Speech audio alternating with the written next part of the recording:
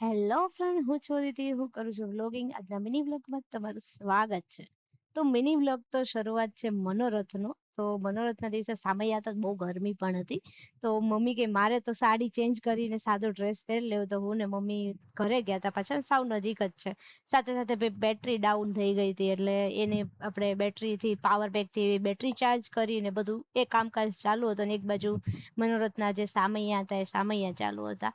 અને તમારી બધાની કમેન્ટ હતી કે મનોરથ કોનું, તો તમે મારા બેનને તો ઓળખતા જ હશો કે કોણ છે એ, મારા ફઈની દીકરી. તો મારો ભાઈ એટલે કે મારાથી 8 કે 9 મહિના નાનો હતો.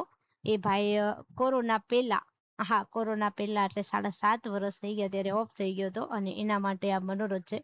અને એ ભાઈ છે મારો ફઈના દીકરો. તો આ પરમ તમે ઓળખો જ છો, એના કરતા મોટો અને રિદ્ધિ કરતા પણ મોટો, એટલે મારા જેવડો હતો મારા ભાઈ. એના માટે આ મનોરથ કર્યો હતો, અને તમે બધા વિડીયો જોયો હશે. આવો નવો વિડીયો જોવા માટે મને ફોલો કરો.